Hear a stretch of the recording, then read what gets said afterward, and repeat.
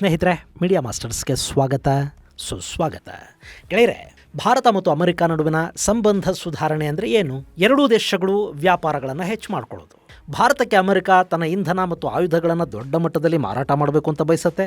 ಇನ್ನು ಅಮೆರಿಕ ಅವಕಾಶ ಸಿಕ್ಕರೆ ತನ್ನ ಕೃಷಿ ಉತ್ಪನ್ನಗಳನ್ನು ಕೂಡ ಭಾರತಕ್ಕೆ ಡಂಪ್ ಮಾಡಬೇಕು ಅಂತ ಅಂದ್ಕೊಳ್ಳುತ್ತೆ. ಆದರೆ ಅದಕ್ಕೆ ಭಾರತ ಅವಕಾಶವನ್ನು ಕೊಡ್ತಾ ಇಲ್ಲ. ಹೀಗಾಗಿ ಅಟ್ಲೀಸ್ಟ್ ಇಂಧನ ಮತ್ತು ಆಯುಧಗಳನ್ನು ಭಾರತಕ್ಕೆ ದೊಡ್ಡ ಮಟ್ಟದಲ್ಲಿ ಮಾರಾಟ ಮಾಡಬೇಕು ಅಂತ ಅಮೆರಿಕ ಬಯಸುತ್ತೆ.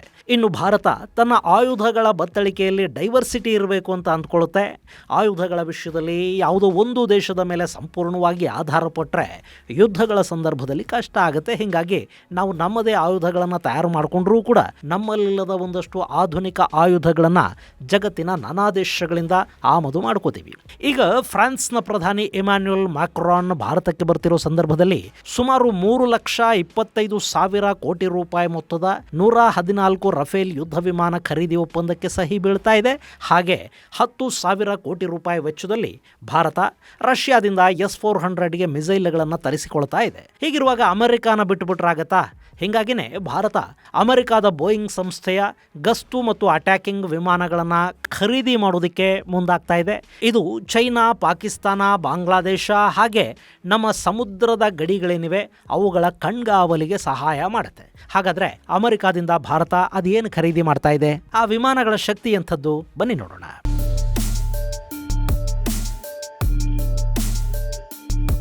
ಗೆಳೆಯರೆ, ಭಾರತ ತನ್ನ ಚೈನಾ ಗಡಿಗಳನ್ನು ಕಾಪಾಡ್ಕೋಬೇಕು.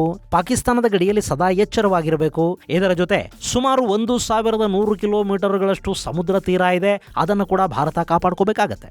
ಸಮುದ್ರದ ಮಾರ್ಗದಲ್ಲಿ ಉಂಟಾಗುವ ಅಪಾಯಗಳು, ದಾಳಿಗಳನ್ನು ಸಮರ್ಥವಾಗಿ ಎದುರಿಸೋದು ಮಾತ್ರ ಅಲ್ಲ, ಹಿಂದೂ ಮಹಾಸಾಗರದಲ್ಲಿ ಭಾರತ ತನ್ನ ಹಿಡಿತವನ್ನು ಕೂಡ ಮುಂದುವರಿಸಬೇಕು. ಅಲ್ಲಿನ ವ್ಯಾಪಾರಿ ಹಡಗುಗಳಿಗೆ ರಕ್ಷಣೆಯನ್ನು ಕೊಡಬೇಕು.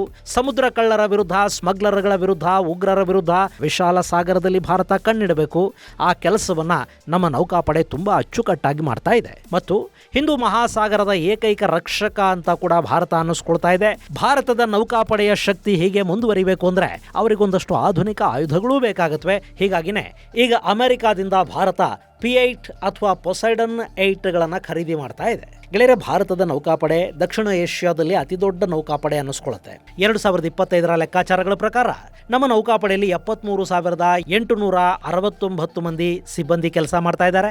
75,000 ರಿಸರ್ವ್ ಸಿಬ್ಬಂದಿಯನ್ನ ಇದು ಹೊಂದಿದೆ. ಹಾಗೆ ಅಲ್ಲಿ 250ರಿಂದ 270 ವಿಮಾನಗಳು, ಹೆಲಿಕಾಪ್ಟರ್ಗಳು ಇವೆ, 2 ಏರ್ಕ್ರಾಫ್ಟ್ ಕ್ಯಾರಿಯರ್ಗಳಿವೆ, 4 ಲ್ಯಾಂಡಿಂಗ್ ಶಿಪ್ ಟ್ಯಾಂಕುಗಳು, 13 ಡೆಸ್ಟ್ರಾಯರ್ಗಳು, 17 ಫ್ರಿಗೇಟುಗಳು, 3 ನ್ಯೂಕ್ಲಿಯರ್ ಸಬ್ಮರೀನುಗಳು, 10 ಆಫ್ಶೋರ್ ಪ್ಯಾಟ್ರೋಲಿಂಗ್ ವೆಸಲ್ಗಳು, 115 ಗಸ್ತು ವೆಸಲ್ಗಳು ಹಾಗೂ ಇನ್ನಿತರ ಸಹಾಯಕ ನೌಕೆಗಳು ನಮ್ಮ ಫ್ಲೀಟಲ್ಲಿ ಕಾಣುತ್ತವೆ. ಸದ್ಯಕ್ಕೆ ಭಾರತೀಯ ನೌಕಾಪಡೆ 165 ನೌಕೆಗಳನ್ನು ಹೊಂದಿದ್ದು ಇನ್ನೂ 40 ನೌಕೆಗಳು ನಿರ್ಮಾಣದ ಹಂತದಲ್ಲಿವೆ. ಹಾಗೆ 2030ರ ಹೊತ್ತಿಗೆ ಭಾರತೀಯ ನೌಕಾಪಡೆ ತನ್ನ ಯುದ್ಧ ನೌಕೆಗಳ ಸಂಖ್ಯೆಯನ್ನು 200ರಿಂದ 250ಕ್ಕೆ ಏರಿಸಿಕೊಳ್ಳುವ ಗುರಿಯನ್ನು ಕೂಡ ಹೊಂದಿದೆ. ಇನ್ನು ಭಾರತ 3 ಕಮಾಂಡ್ಗಳನ್ನು ಹೊಂದಿದ್ದು ಮುಂಬೈಯಲ್ಲಿ ಪಶ್ಚಿಮ ಕಮಾಂಡ್, ವಿಶಾಖಪಟ್ಟಣದಲ್ಲಿ ಪೂರ್ವ ಕಮಾಂಡ್ ಹಾಗೂ ಕೊಚ್ಚಿಯಲ್ಲಿ ದಕ್ಷಿಣ ಕಮಾಂಡ್ಗಳ ಮುಖ್ಯ ಕಚೇರಿಗಳಿವೆ. ಇಷ್ಟೆಲ್ಲ ಬಲ ಹೊಂದಿರುವ ಭಾರತೀಯ ನೌಕಾಪಡೆ ಭಾರತದ ಸರಿಸುಮಾರು 11,098 ಕಿಲೋಮೀಟರ್ಗಳಷ್ಟು ಉದ್ದದ ಕರಾವಳಿಯನ್ನು ಕಾವಲು ಕಾಯುತ್ತೆ. ಅಷ್ಟೇ ಅಲ್ಲ, ಹಿಂದೂ ಮಹಾಸಾಗರದ ಭಾಗದಲ್ಲಿ ಪ್ರಯಾಣಿಸುವ ವ್ಯಾಪಾರಿ ಹಡಗುಗಳಿಗೆ ರಕ್ಷಣೆಯನ್ನು ಕೂಡ ಭಾರತ ಕೊಡ್ತಾ ಇದೆ. ಸಾಕಷ್ಟು ಬಾರಿ ಸೊಮಾಲಿಯಾದ ಕಡಲ್ಗಳ್ಳರ ವಿರುದ್ಧ, ಯಮನ್ನ ಹೌತಿಗಳ ದಾಳಿಗಳ ವಿರುದ್ಧ ಕೂಡ ಭಾರತದ ನೌಕಾಪಡೆ ಸಂಘರ್ಷಕ್ಕಿಳಿಯುತ್ತೆ. ಜೊತೆಗೆ ಅಲ್ಲಿ ಉಂಟಾಗುವ ಅಪಘಾತಗಳು, ಆಕಸ್ಮಿಕ ಸಂದರ್ಭಗಳಲ್ಲಿ ಕೂಡ ವ್ಯಾಪಾರಿ ಹಡಗುಗಳನ್ನು ಕಾಪಾಡೋ ಕೆಲಸವನ್ನು ಭಾರತದ ನೌಕಾಪಡೆ ಮಾಡ್ತಾ ಇದೆ. ಇನ್ನು ಇಲ್ಲಿ ಭಾರತಕ್ಕಿರೋ ಅತಿ ದೊಡ್ಡ ಕಾಂಪಿಟೇಟರ್ ಅಂದರೆ ಅದು ಚೈನಾನೇ. ಚೈನಾ ಅತಿ ದೊಡ್ಡ ನೌಕಾಪಡೆಯನ್ನು ಹೊಂದಿರೋದಷ್ಟೇ ಅಲ್ಲ, ಇನ್ನು ಕೆಲ ವರ್ಷಗಳಲ್ಲಿ ಅದು ಅಮೆರಿಕಾನ ಕೂಡ ಹಿಂದಿಕ್ಕಿ ಬಿಡೋ ಸಾಧ್ಯತೆಗಳು ಕಾಣ್ತಾ ಇವೆ. ಜೊತೆಗೆ ಚೈನಾ ಭಾರತದ ಸುತ್ತ ತನ್ನ ನೌಕಾನೆಲೆಗಳನ್ನು ಹಾಗೂ ತನ್ನದೇ ಅಂಕೆಯಲ್ಲಿರುವ ಬಂದರುಗಳನ್ನು ಕೂಡ ನಿರ್ಮಾಣ ಮಾಡಿಕೊಳ್ಳೋದರ ಮೂಲಕ ಭಾರತವನ್ನು ಸಾಗರದ ನಡುವೆ ಕಟ್ಟಿ ಹಾಕೋ ಪ್ರಯತ್ನ ಮಾಡ್ತಾ ಇದೆ. ಚೈನಾದ ನೌಕಾಪಡೆಯ ಹಡಗುಗಳು ಹಾಗೂ ಗೂಢಚಾರಿಕೆಯ ಹಡಗುಗಳು ಆಗಾಗ್ಗೆ ಹಿಂದೂ ಮಹಾಸಾಗರದಲ್ಲಿ ಕಾಣಿಸ್ಕೊಳ್ತಾ ಇರ್ತವೆ. ಚೈನಾದ ಈ ಥ್ರೆಟ್ ಇದೆಯಲ್ಲ, ಇದನ್ನು ಮೀರಬೇಕು ಅಂದರೆ ಭಾರತ ತನ್ನ ನೌಕಾಪಡೆಯ ಶಕ್ತಿಯನ್ನು ಮತ್ತಷ್ಟು ಹೆಚ್ಚು ಮಾಡ್ಕೊಳ್ಳೋ ಕಡೆಗೆ ಗಮನ ಹರಿಸಬೇಕು. ಹಾಗಂತ ಚೈನಾ ಹತ್ರ ಏನೆಲ್ಲ ಇದೆ ಅವೆಲ್ಲವೂ ಕೂಡ ನಮ್ಮ ಹತ್ರ ಇರಲೇಬೇಕು ಅಂತಲ್ಲ. ಆದರೆ ಚೈನಾ ನೌಕಾಪಡೆಯ ಶಕ್ತಿಯನ್ನು ಕಂಟ್ರೋಲ್ ಮಾಡೋದಕ್ಕೆ, ಕೌಂಟರ್ ಮಾಡೋದಕ್ಕೆ ಬೇಕಾದ ವ್ಯವಸ್ಥೆಗಳನ್ನು ಭಾರತ ಮಾಡ್ಕೋಬೇಕಾಗತ್ತೆ. ಚೈನಾದ ಬಳಿ ನಮಗಿಂತ ಹೆಚ್ಚು ಸಬ್ಮರೀನ್ಗಳಿವೆ. ಅವು ಹಿಂದೂ ಮಹಾಸಾಗರಕ್ಕೆ ಬಂದರೆ ಅವುಗಳನ್ನು ಗುರುತಿಸುವ ವ್ಯವಸ್ಥೆ ನಮ್ಮ ಹತ್ರ ಇರಬೇಕು. ಅದಕ್ಕಾಗಿ ಅಮೆರಿಕದ ಬೋಯಿಂಗ್ ನಿರ್ಮಿತ P-8 ಸರ್ವೆಲೆನ್ಸ್ ವಿಮಾನಗಳನ್ನು ಭಾರತ ಖರೀದಿ ಮಾಡ್ತಾ ಇದೆ. ಗೆಳೆಯರೆ, ಈ P-8 ಅಥವಾ ಪೊಸೈಡನ್ 8 ಅನ್ನೋದು ಬೋಯಿಂಗ್ ನಿರ್ಮಿತ ಆಂಟಿ ಸಬ್ಮರಿನ್ ವಾರ್ಫೇರ್ ವಿಮಾನ. ಇದು ಬೋಯಿಂಗ್ನ 737 ವಾಣಿಜ್ಯ ವಿಮಾನದ ಬೇಸ್ ಮೇಲೆ ನಿರ್ಮಾಣಗೊಂಡಿದೆ. ಇದರಲ್ಲಿ P-8I ಅನ್ನೋದು ಭಾರತಕ್ಕಾಗಿಯೇ ವಿಶೇಷವಾಗಿ ಒಂದಷ್ಟು ಬದಲಾವಣೆಗಳೊಂದಿಗೆ ನಿರ್ಮಾಣಗೊಂಡಿರುವ ವಿಮಾನ. ಇದು ಸಮುದ್ರ ಗಡಿಗಳ ರಕ್ಷಣೆ, ಸಬ್ಮರಿನ್ಗಳನ್ನು ಪತ್ತೆ ಮಾಡೋದು ಹಾಗೂ ಇನ್ನಿತರ ರೆಸ್ಕ್ಯೂ ಮಿಷನ್ಗಳಲ್ಲಿ ಕೂಡ ಕಾರ್ಯನಿರ್ವಹಿಸುತ್ತೆ. ಹಾಗೆ ಈ ಸಬ್ಮರಿನ್ ಹಂಟರನ್ನು 1980ರ ದಶಕದಲ್ಲಿ ಅಮೆರಿಕ ಅಭಿವೃದ್ಧಿಪಡಿಸಿತು.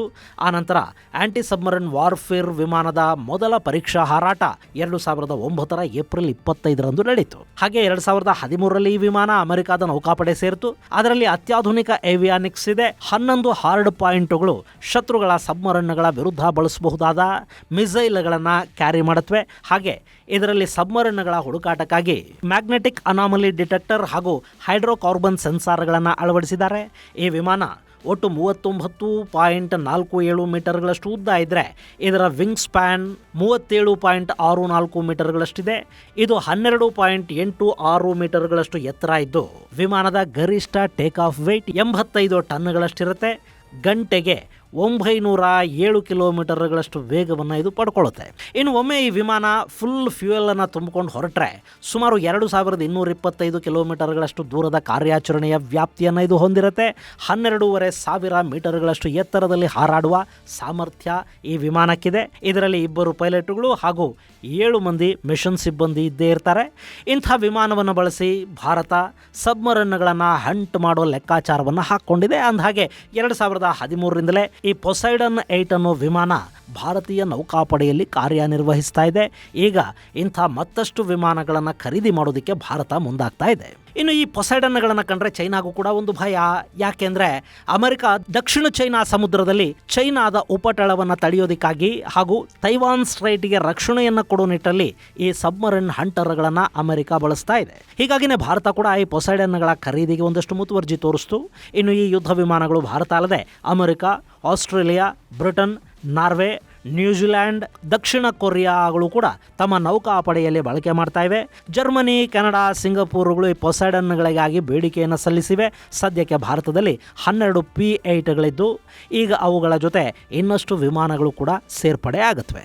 ಈ ಮೂಲಕ ಭಾರತ ಅಮೆರಿಕದ ನಂತರ ಪೊಸೈಡನ್ಗಳನ್ನು ಹೆಚ್ಚು ಬಳಸ್ತಾ ಇರೋ ದೇಶಗಳ ಪಟ್ಟಿಯಲ್ಲಿ ಸ್ಥಾನವನ್ನು ಪಡ್ಕೊಳ್ಳುತ್ತೆ.